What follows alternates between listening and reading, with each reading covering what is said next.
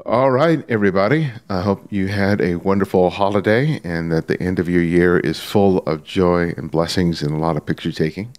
I thought I would do something different. My friend Olaf Sztaba from Vancouver, Canada, is a friend that I made this year, and I've always appreciated his thoughtfulness and his insights, and of course, his imagery is a great inspiration for me. And we were chatting a couple of months ago, and I thought it might be a good idea if both of us sat down and discussed some of the images that got submitted to the Flickr poll, because you guys are so used to me blabbing each week about images. So I thought I'd take a little bit of the burden off of me and put it off on uh, on Olaf here, who is just as I think as insightful, if not more so, about the qualities that make a great photograph.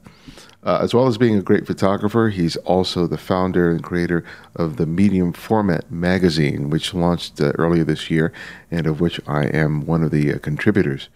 And Olaf, why don't you just tell us a little briefly about yourself and the magazine, and then we'll go into a discussion of the images. Well, thank you so much for having me and for your kind introduction. It's when you told me about this idea, talking about imagery, I absolutely love it because I think the photography is like we can get sometimes excited about gear, sometimes we excited about this exotic destinations, but what it really is all about is imagery. So going back to me, my name is Olaf Sztaba. I'm Vancouver-based photographer. I run workshops. Last year, I started the medium format magazine, and as the name says, we cover mostly medium format photography. Yeah, I guess that's it. And again, thank you for having me. I hope everybody had great holidays.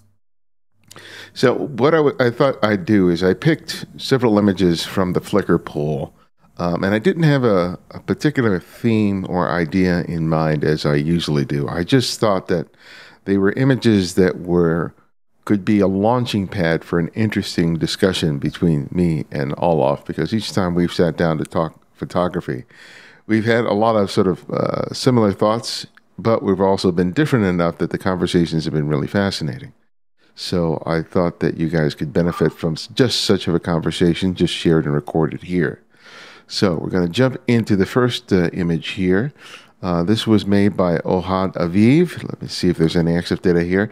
It was made with a Leica Q, a camera that I had the opportunity to use for several months this year and that I really enjoyed.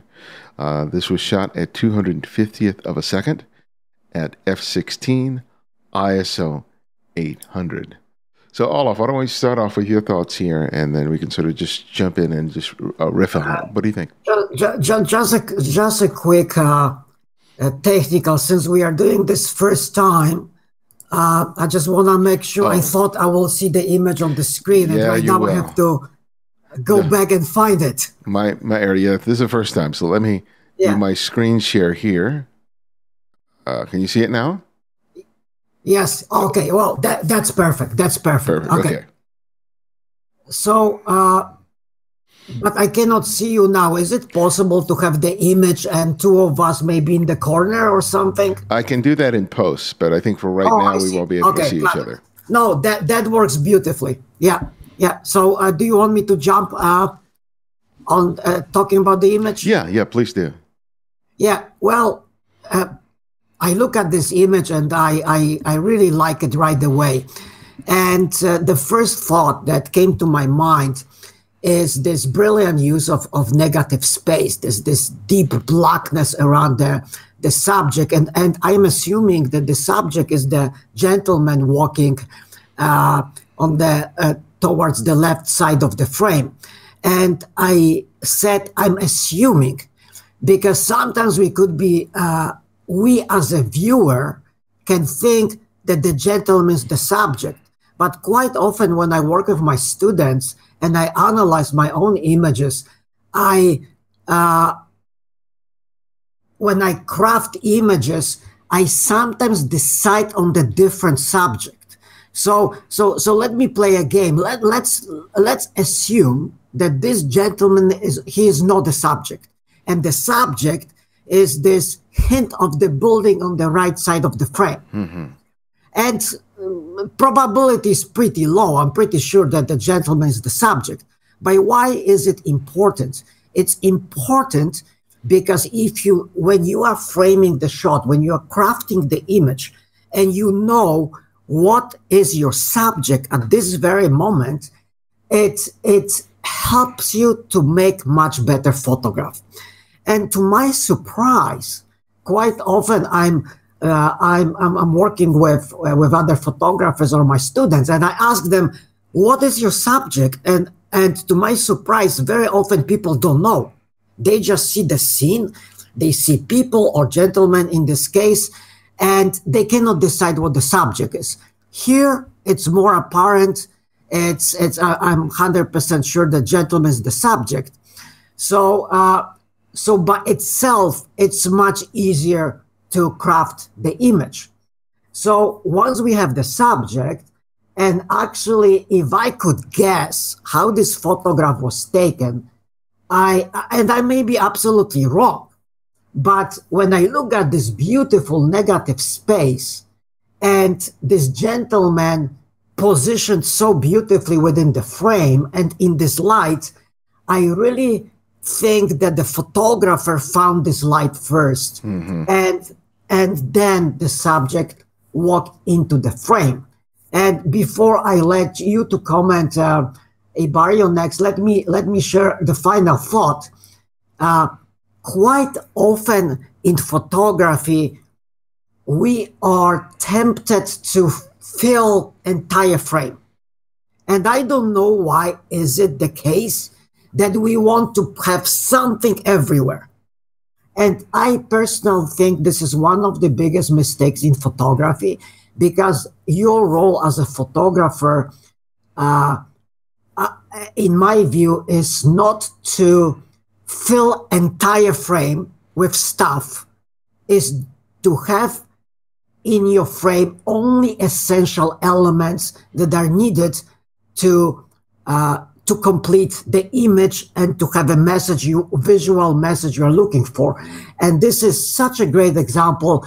There are only minimal number of elements. My eye goes immediately there. There are no distractions, beautiful balance, really well done. What do you think, Ibarionex? Yeah, I completely agree with you that the photographer here, Ohad, found the light, found that scene of contrast between the light and the dark, and that he leveraged that in terms of building the composition, because I suspect that he had the time to be able to compose the photograph, not only for the space in which the man walks through the scene with his, what I assume are prayer beads, but to also include that bright area in the right-hand corner of the frame, which I love because it adds a sense of depth and counterpoint to the image that otherwise would be missing if it was just this little spotlight of light in the center and the rest of the frame was black. I really love that he was seeing with that sort of care in the scene. But that whole idea of being aware of what's in your frame and owning that frame is something that I talk about a lot.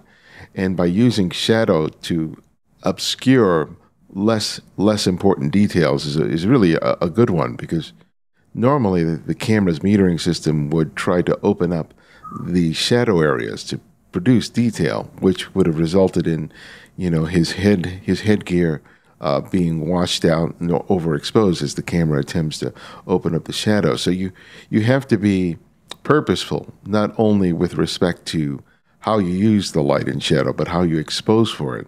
And then on top of that, creating a composition that has some depth and interest in it, so that not only does it arrest your attention, but it allows you to explore a little more, because my eye sort of goes back and forth between this large area in the center of the frame where the man is walking through, but I also explore the area in the back, not to the point of it being a distraction, but that it gives me just a little more information in terms of where we are. So it's a very rich image as a result. It is, and I'm not sure if you notice Ibarionex, but on the I may be wrong here, but on the right side in this little pocket of light, it looks like somebody's standing, and and it looks like a person with head down. Yeah, yeah, So that's I'm always wondering if the author of this photograph was aware of this fact, and maybe he or she tried to include the second kind of silhouette person on the right side, or it's just pure accident. Uh, I always try to pay attention to this tiniest element because very often we are so excited about the subject, the main subject, that we forget about those tiny elements which at the end really complete the image and make it wonderful. yeah, because you when you're shooting, you really have to be aware of um, not only the different elements in your frame, but basically the different pictures in your frame, right? Yeah. Because you can see a scene where the left hand side is one picture and the right hand side is another picture, but you're trying to build it into one composition.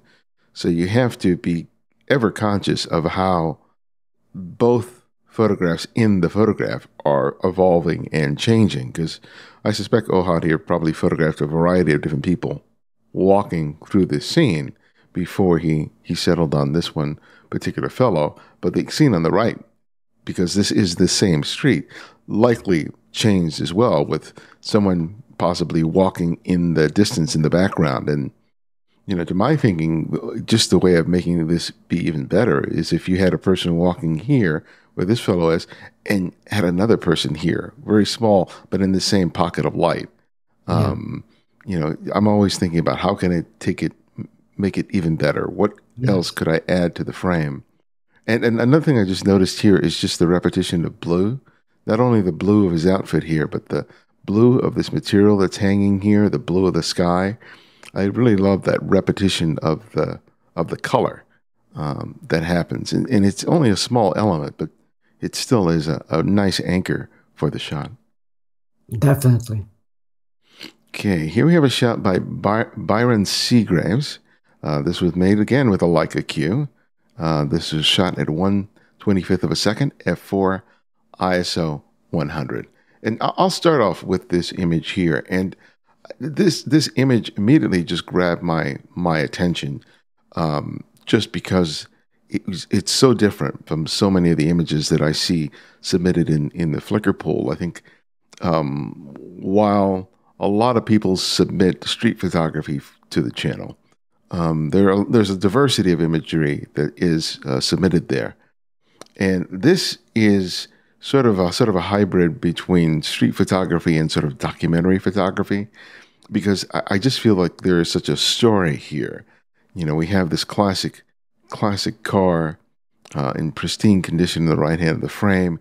You have this woman walking out of what I assume is a motel, smoking a cigarette. There's a can discarded in one of the parking slots, and this shot is just really interesting to me. Um, the color palette, the extreme choice in composition with the woman at the very extreme left of the frame, as is the car on the right. Um, it's an image that immediately sort of sucked me in because I was asking the question, what's happening? What's the story here? What's the relationship between this woman and this car and this hotel room? And that for me is really sort of fascinating, how a simple photograph can evoke all those questions for you. Because typically we discuss imagery in terms of light and shadow, line and shape, color, etc. We're looking at it as just a sort of a visual aesthetic.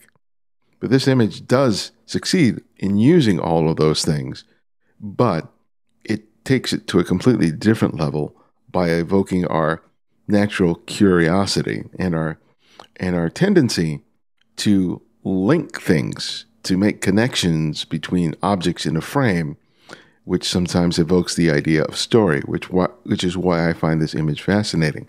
I know that some people would complain that this woman is at the very far left of the frame, and that it should have been allowed some room to breathe. And that's a sort of valid point. But for me, I think the extreme choices made in terms of the composition, in terms of her placement, the placement of the car, the fact that the camera was not perfectly level, all of that adds a degree of tension, maybe even a little sense of anxiety that I really think serves the image, especially since it's underexposed. It skews to a slightly cool bluish tone, which adds to that. And for me, it's a fascinating photograph, even though it breaks some of the rules that people often say that you can never break. Oh, definitely. I really like this image. Although I have to tell you, my first reaction and the way I usually react to images uh, uh, from a visual point of view. So for me, the reception of every image is I almost think in terms of design, which I know like maybe is not the usual way. Even if there's strong story, like here, it's absolutely great story in the image. The story is something that comes to me later, and it's not in negative way, because by analyzing the visuals and then going to story, I complete the viewing the image with story. So it leaves me with almost like a watching movie. So I leave the image with what's happening in the frame. I don't know if it makes sense, but No, yeah, it does. so that's exactly how I look at this image. And of course, you already pointed out, my first reaction was I always looking for photographer to take some visual risks. In other words, to place elements in such a way that my brain need to like, oh, wow, wait a minute, okay? And this wait a minute is very important in photography, because we have such an abundance of images everywhere. And we have a tendency to skip through them one by one. And many compositions are very similar, but here suddenly like, oopsie, I have to slow down. I have to think what's going on. And I think a photographer achieved exactly that. Even the fact that the car is not framed, you cannot see entire car. I love this part, because it adds a sense of mystery to the image. And of course, the lady that is standing by the door, as you pointed out, Ibarionex is placed so much to the edge, and I think it works because of the car. The car is also on the right side, very close to the edge. What do you think? Do you think the image would be that strong without this car? Let's assume there's no car. No, if it didn't have a car, it would be weighted very much for the left side of the frame, especially because of that that curb thing that stops the car. That's such a bright element of the frame. Yes. And so your eye is kind of immediately drawn to there. But the car, because of the saturated color and the strong graphic lines and shapes, balance it out. Otherwise, the composition would be completely imbalanced. Exactly. So I think a photographer, Byron, yes, Byron. I think like the way he framed the car is telling me that he thought about it. Okay, because and you are right. There's very strong storytelling component here. I even like the reflection of the kind of light in the window. Yeah, that's great. It adds another element. When I look at this, these three elements immediately jump on me in terms of light. Of course, the light on the car, the light in the window. There is not much light on the lady, but on the other hand, she's such a strong element that I don't think she needs much light there. And also, I want to point out the lines. When you look at this image, and if you take a pen and pencil and just forget about all elements, just think about the lines, and they are placed within the image brilliantly.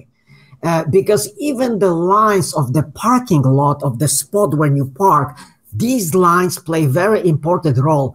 These are sort of elements that we skip when we photograph, but they are secondary elements, but they lead your eye somewhere. And these are very, very important. Also, the light bouncing from the curve, okay, the white spot there, I think is also important for me, because it kind of leads you to the lady. So it's really well done.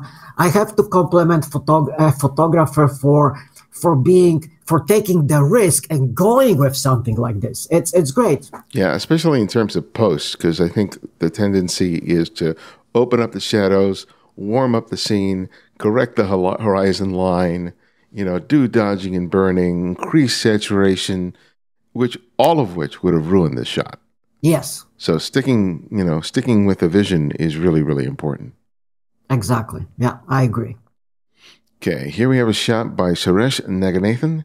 This was shot with a Fujifilm X100F at 1/1600th of a second at f/16, ISO 2000. Why don't you lead off with this one? I love the shot. Everything is working there for me. Of course, this is again, I always try to analyze every image in terms of, I try to think how it was crafted, okay?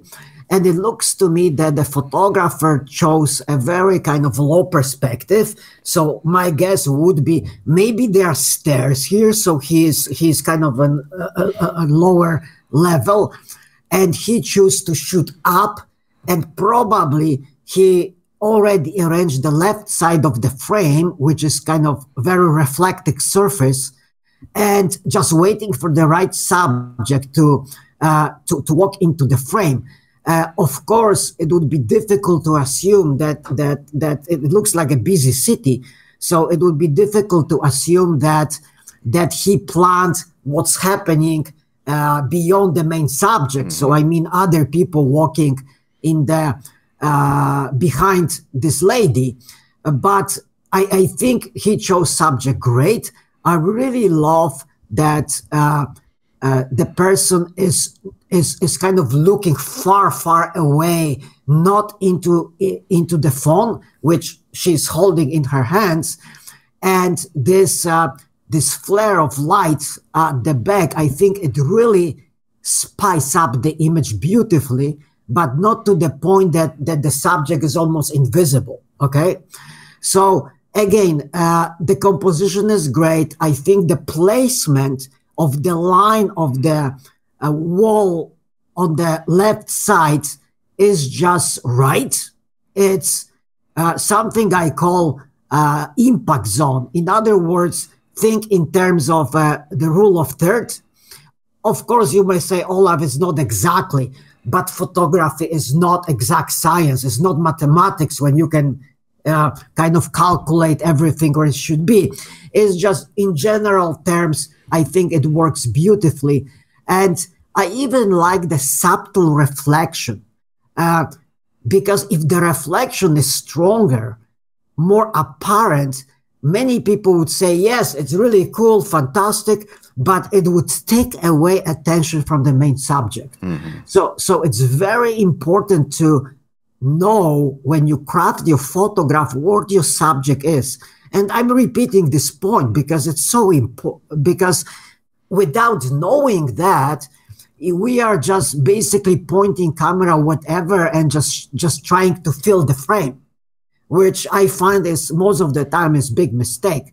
So again, I would love to ask the author about the process, whether it was just spontaneous, whether he was kind of decided to kneel or go lower with his camera, or maybe hold camera low. He liked the wall and he was just waiting, or maybe he was just walking and suddenly, boom, it happened. But if it was kind of a very fast, adrenaline driven street photography shot, well, everything came together really beautifully, I have to say. Yeah. I think the question that you ask yourself, I think, is a really important one to consider when taking a look at other people's photographs, is to ask yourselves beyond, do I like the photograph, is how did the person pull it off? How did they create it? Because then you get to apply whatever knowledge that you have as a photographer, and you basically start learning by dissecting someone else's photographs, trying to understand, well, what's the focal length? What were the choices with respect to exposure, with composition? And that's where the real value is from looking at other people's photographs, especially people whose photographs you respect and admire and you consider are the kinds of photographs that you're aspiring to.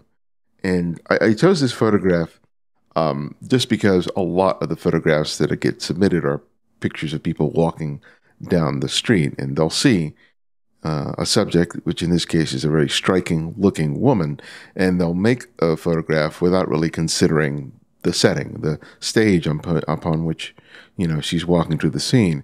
And Suresh here, I suspect, found the scene first, much like the photographer in the first scene. He, you know, noticed what the quality of light was. He saw how the buildings, the line and the shapes of the buildings in the background, noticed the reflection on that dark surface on the left-hand side of the wall, and then made a conscious choice to shoot from this particular angle. And, you know, and again, also, you know, probably took some care in terms of exposure, because you have that reflection of that light being reflected off the skyscraper in the back.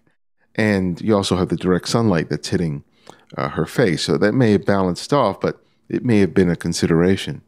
And then it's just a matter of timing, right? Not just photographing the first person that walks by, because the bones of this shot are extraordinary in terms of the light, in terms of the lines and the shapes and the color.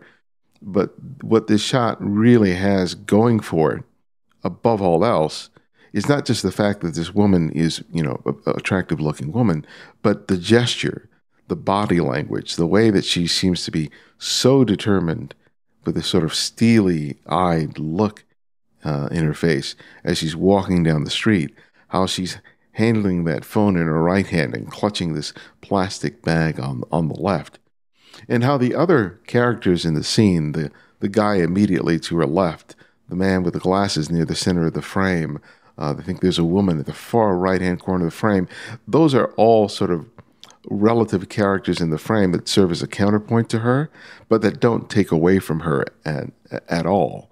That shirt, that striped shirt, is not only a bright element that helps guide our eye to her, but that pattern on her shirt mirrors the lines and shapes that pervade the entire shot. And the choice to have the muted, dull reflection in the shot is an excellent one, because it adds a level of complexity to the composition that I think is really good. And I think that of the images that we've looked at so far, all of them sort of have that idea in terms of how important it is to consider everything you compose into your photograph, not just because it's pleasing to look at, but it's kind of like a song. You don't just use one note. You use a melody. You use a bass line. You use all those things that a musician uses to make a rich, complex, engaging song is at play when you're making a photograph. And if you're just a single note, or using a single chord all the time, after a while it just gets very, very boring. And the more complex it is, the more risks, the more informed risks you are willing to take when you're making photographs can really pay off. No, I agree. And especially in places like this, because it looks like a very busy city. So to control all the elements is extremely difficult. And very often I hear, hear points like, Olaf, I'm so confused because there's so much going on around me. So how can I focus on something and and pull off a well-composed photograph. And that's why I think it's important to control as much as you can. And as you, Ibarionex, pointed out, probably, and we are guessing, but probably a photographer was already aware of the light hitting people walking towards him, and he already controlled the left side of the frame, which is like you control almost 1/3 of the frame. It's already good start. And then you see people walking towards you. And I also love in this image how he was able to separate that three human elements in this photo, because when you have a big city, many people walking, sometimes it's so difficult to do that because you cannot really control what's behind your subject that well, because you have crowds of people walking. And here, and here's another point, and I'm just wondering right now as I'm looking at the photo, whether the separation, what was the reason why a photographer decided to go lower? Was it a separation? Maybe he wanted to separate the subject from all the crowds, and that's why he decided to go kind of lower and shoot from below. I don't know. It's just my guess. But I absolutely like it. And you pointed out a woman, her confidence is just striking. And the light behind her, this bounce light, it only adds, she almost like, she controls the frame. She controls entire story. It's really great image. Yeah, and one last thing about her as a subject. I mean, a lot of people will fixate on characters, right, in street photography. They'll find someone who looks very interesting, and the weight of the image relies on the character, right? And that's what the person is thinking. Oh, this is an interesting fellow or woman. They'll make a photograph, but the rest of the image just falls apart just because they're not really thinking, they're not being thoughtful in terms of the composition. This has all of that. And the fact that she doesn't have the typical sort of blank look that most people have while they're walking down the street. Again, there's like, this woman has a story. At least it feels like that in this moment. And that's a result of not just her physicality, but the intensity by which she is present in the frame that adds to the underlying strengths of the photograph. Okay, here we have a shot by Stuart Patton.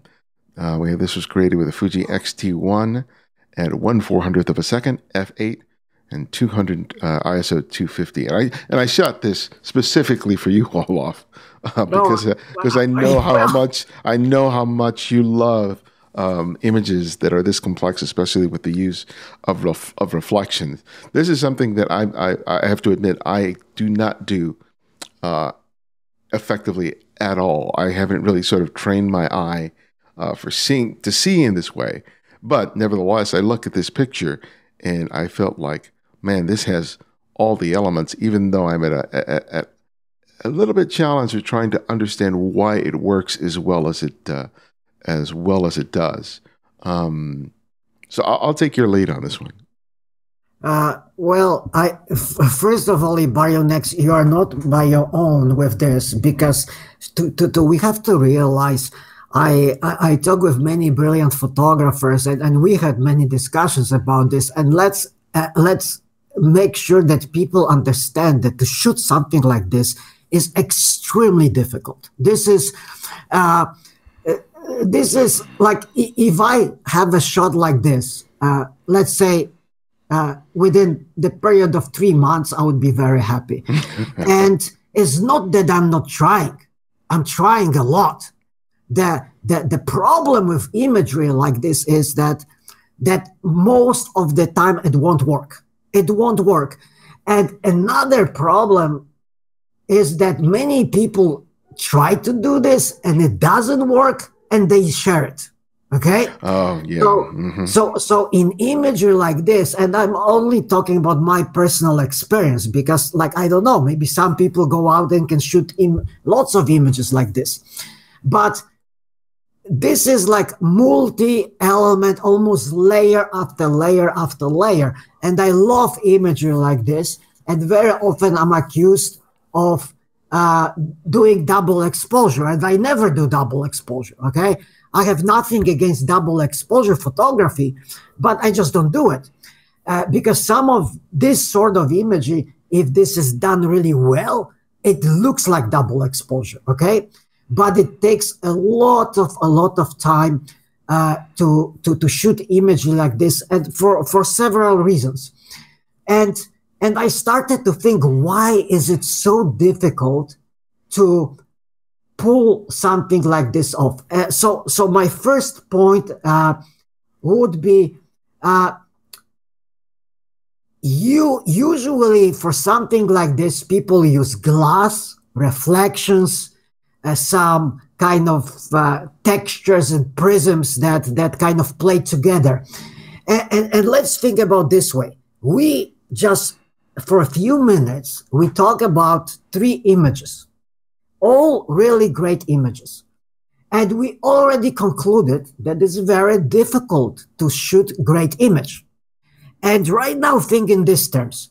What if you have 3 or 4 scenes, and not only you have to arrange every single one well, produce great photographs, but then align them together? Think about complexity of such a task, when even arranging one image is already absolutely difficult, if we have high standards, okay? And right now what we are doing, we are taking, let's say, 2 images, great images, and we put them one on the other. So they have to not only work individually, but they have to work together as 2 images at the top of each other.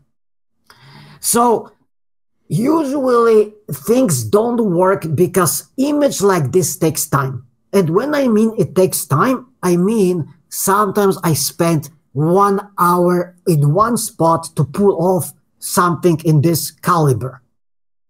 And most people in street photography don't have a patience to do that. And, you know, we are so overwhelmed and bombarded from left and right everywhere that we like, okay, doesn't work, or maybe works, I move on. But this sort of images, you cannot do it. You just cannot do it. Images like this don't happen by accident. No way. So you have to think in terms of, I take the image like this part by part. Usually I split in 4 images. And when you start analyzing this particular image, you may actually, let's assume this is like, I don't know, like 150 megapixel image, okay? And let's look at this and let's start splitting it. Look at the gentleman on the bottom right side, reflection of him with some this beautiful yellow kind of structure that overlaps his posture, okay? And this by itself is a great image, okay? If we crop it, you have a beautiful image right there. Then you have a black canvas at the top, and if I could guess, this is reflection of the window of some store, okay? And notice that there is no, you can only see a partial suit, but you don't see the hat, okay? So my guess is that the photographer made this decision for purpose. And there is another on the left side, some kind of a structure or probably a part of the display. So these are like multi world presentation. In other words, you have reflection, you have something that was shot through window, and some other stuff that I cannot guess right now. So the photographer took 2 worlds and combined them together. And in order to do it effectively, you need to start being not only a photographer, but you need to start to imagine.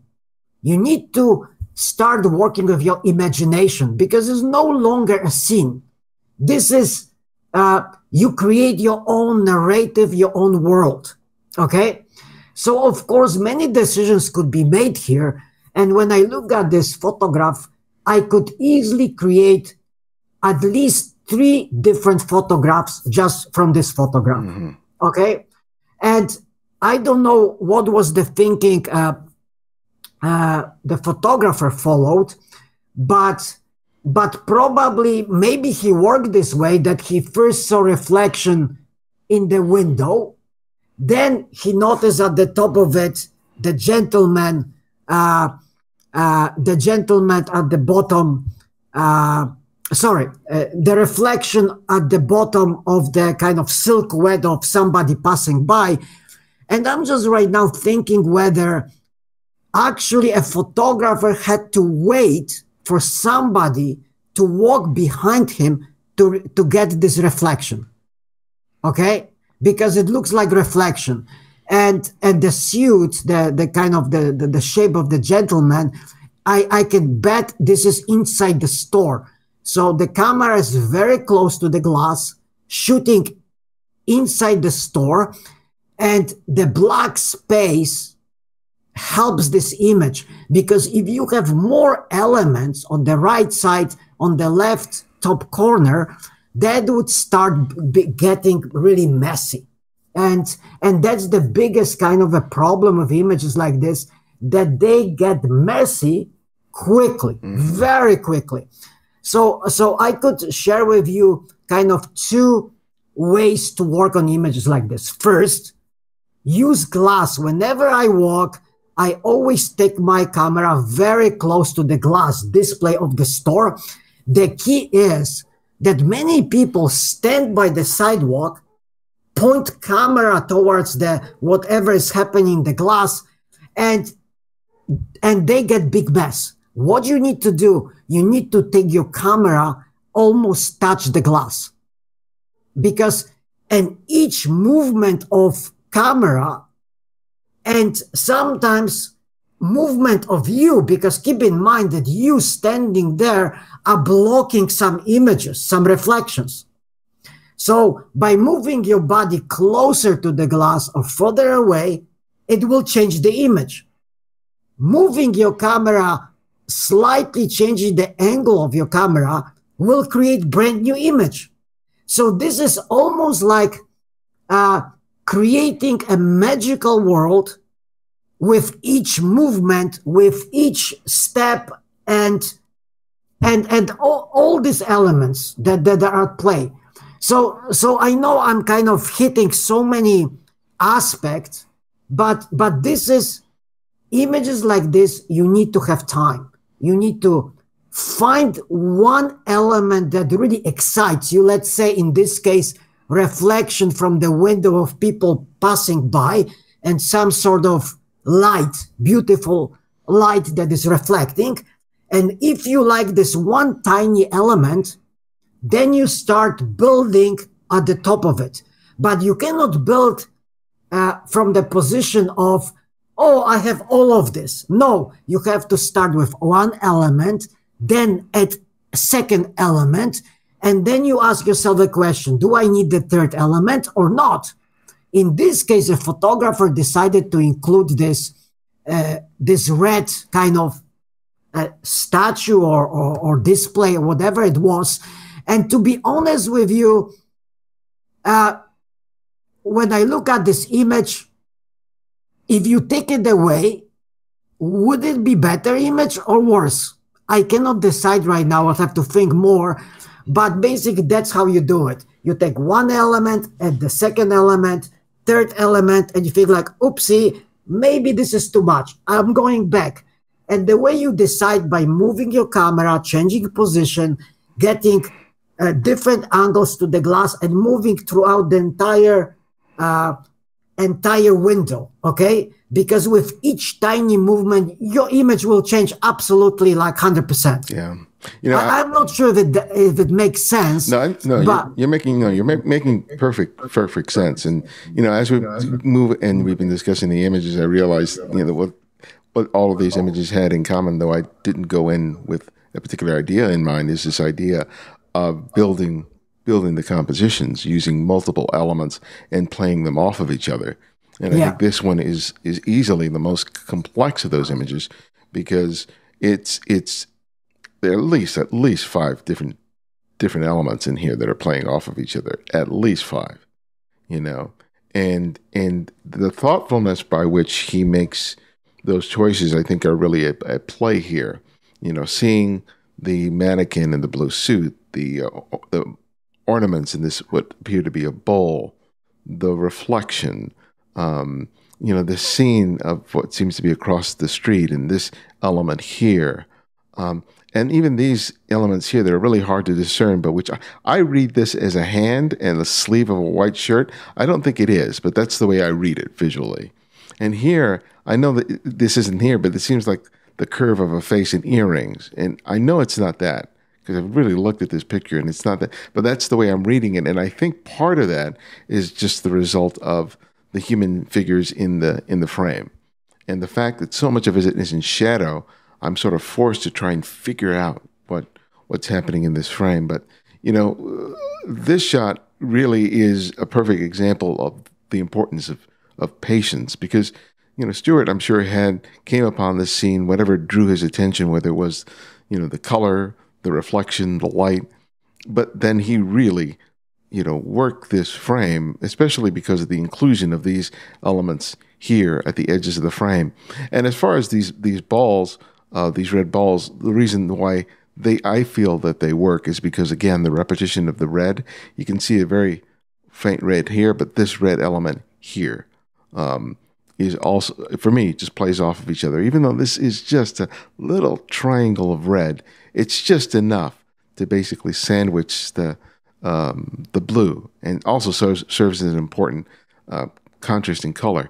But for me, what makes the shot is obviously the silhouette of the man here, and just the placement of him, of just millimeters from his nose hitting the edge of this, and having this play of light and shadow here adds just a wonderful element. Because if it had just been a silhouette, it still, I think, would be a good element in the composition. But there's just something that takes this silhouette and sends it into sort of a painterly tangent. And it just, you know, you couldn't ask for better. But, you know, this overall composition could have been built, and then he could have been there 5, 10, 15, 20 minutes, however long, allowing for a series of people to walk in. And it's not just about casting, right? I mean, the fact that this guy is bald, has very defined nose, has this sort of hunched over body language is great. But the timing is absolutely critical here, because in one beat, his nose, his forehead would be juxtaposed or lost to here. So it becomes a matter of not only building your frame, but gauging as people are walking through the scene the exact moment you release the shutter. That's something that we don't get to talk about a lot, but the importance of critical timing is absolutely essential to pulling something like this off. It's not just about having the right character, it's having an idea of where exactly you need to be, and knowing your camera so well that you're intimately familiar with the delay between you pressing the button and it actually actuating the shutter. Because unless you're using a Leica where it's near instantaneous, every other camera, especially if a camera autofocuses, has a slight delay between pressing the button and taking the picture. And you have to know intuitively what that delay is so that you can make a composition as critical as this. Yes, and if I may add one point, very often when we walk streets, we tend to look at what kind of in front of us. We look for kind of familiar scenes. And this is a great example of the image when you combine elements which is absolutely not related to each other at all at first sight. So, because let's think about it. there is somebody walking on the street. There's a part of the display inside the store. There are some other elements that are apparent. You know, it looks like a seat or something on the left corner. So you have elements which absolutely don't belong together. But I think that's the most fun in photography. And at least for me personally, that's the biggest joy. If I can take a few separate, at least visually separate worlds and put them together and create kind of a story. Because think about it, the mannequin here and inside the store doesn't have a head, but there is a head on the lower side of the frame. And you can easily associate, wow, was this man that is walking behind me and reflecting in the window, was he one day a businessman? Maybe he was. And you start, your imagination just absolutely wild. And a few minutes ago, you talked, Ibarionex, about the tension. And I think if you can create tension in your photographs, your imagery is going to be so much powerful, because again, we see so many images every day on the internet, on forums, everywhere. But tension, like in this photograph, you cannot skip image like this, because this image gives you enough incentive to stop. But at the same time, composition is so appealing that you stop and then explore it. And this is very difficult to achieve, because many photos are like, we often look at them, it's like, oh, nice, next one, please. This image doesn't allow you to do that. You have to go deeper into this image and start using your own imagination. That's good. All right, here's our final shot. This was by Jeff Williams, made with a Nikon D800 at 200th of a second, f7.1 ISO 1600. This is just a wonderful frame, and again, it just builds to this idea of building a composition. You have very disparate elements. These people are, refurbishing a boat. They're painting on it, painting on the hull of the boat. So you have the three painters that are on this board, applying the paint.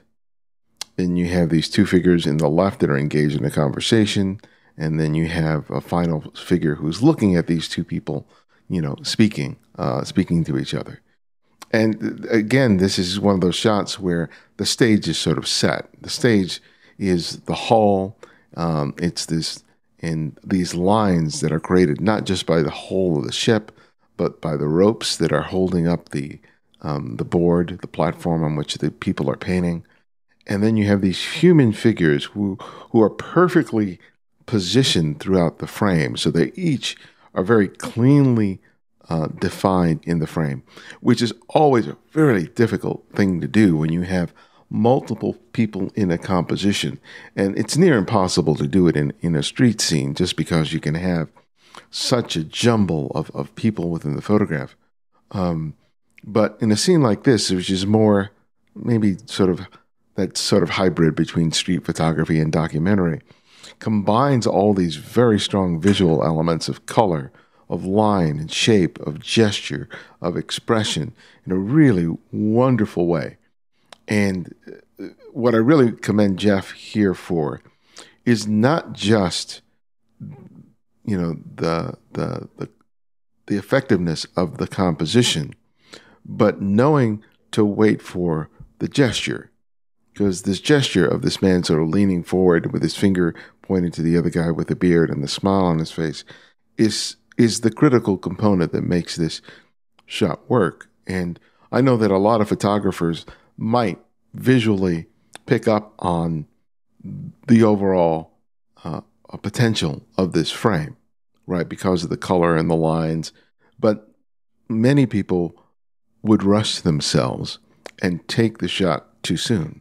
They would take the photograph and not pay attention to whether or not there's an interesting gesture.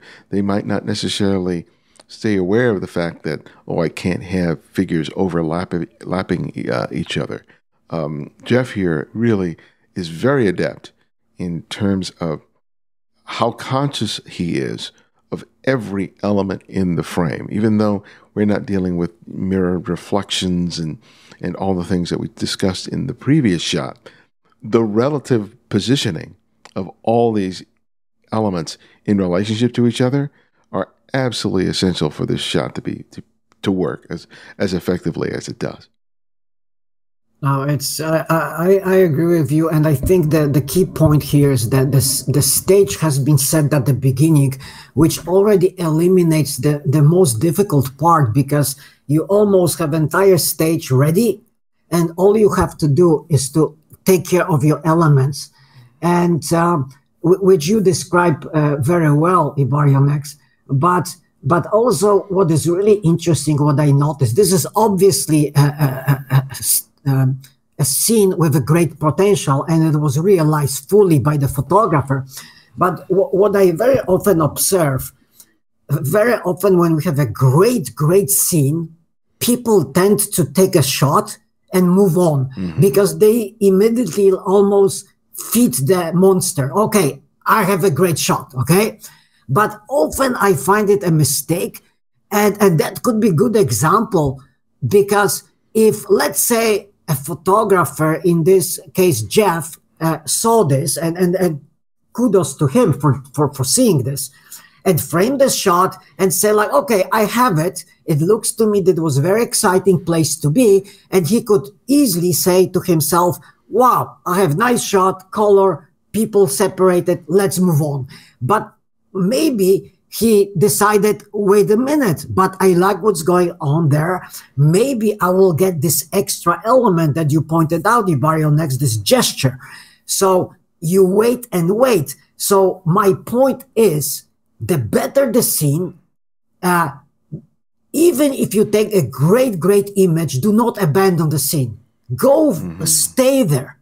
Almost like squeeze everything you can from the scene, and it takes time. So even if you have this brilliant image that you are absolutely happy with, wait, maybe there is something more there. Maybe there is a gesture in this example.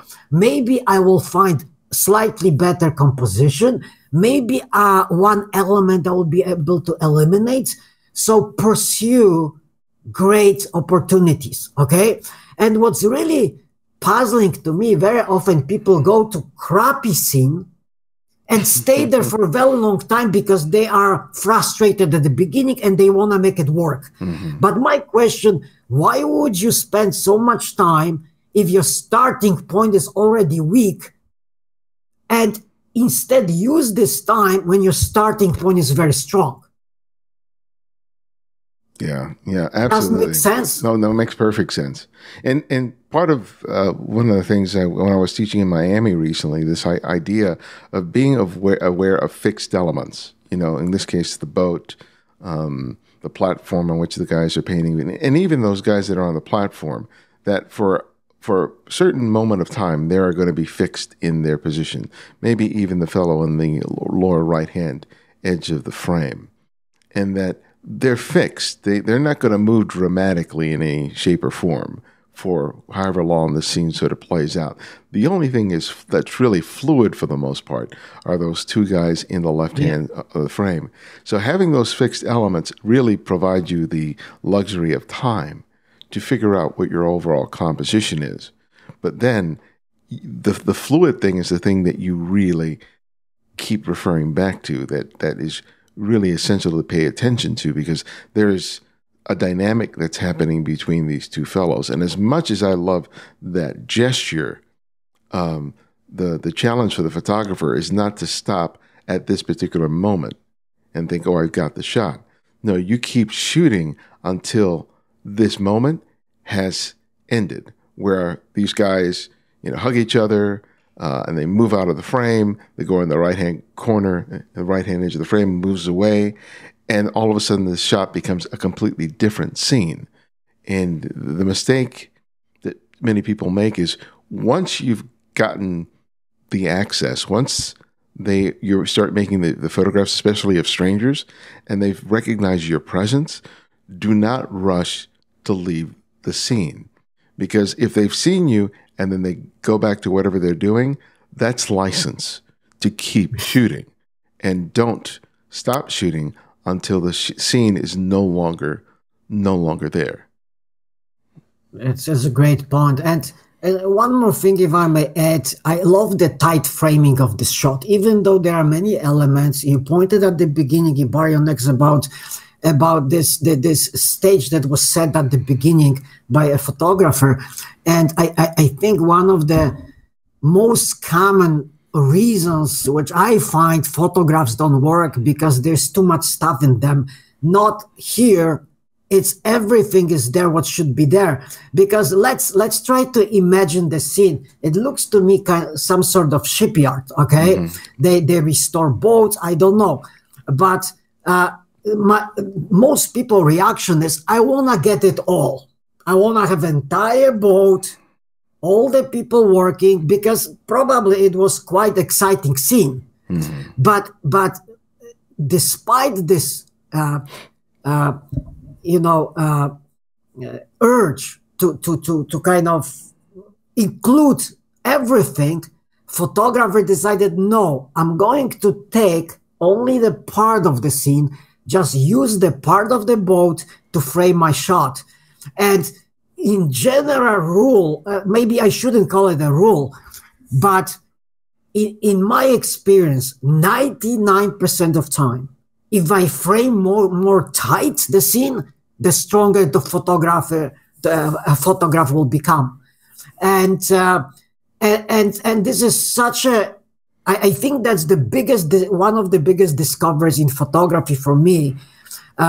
And sometimes it's difficult because sometimes you are standing in front of something so grand and big and amazing that you think like, oh my gosh, I have it. I need to have it all. But most of the time, going for some just piece of the puzzle, it's much more powerful than to show entire puzzle. I agree with you, but I think it's also important to, this is the way I think of it. It's like I go in and I do exactly what you suggested, right? I look at what is at the core of the shot that I'm interested in. And I may well make that photograph, but at some point, I also pull back.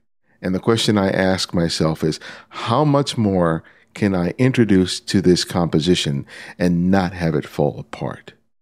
And that's a good one. So let me ask you this, Ibarionex. When you go, let's imagine this scene that we see in front of us, okay? There is this huge shipyard, okay? And they are kind of restoring boats.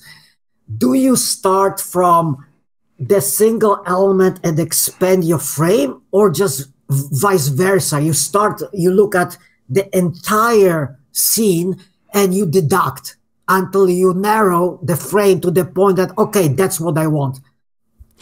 For me, the way I would imagine if I had been the photographer is I likely would have been drawn to the light and the scene of these guys painting the boat because of the ropes.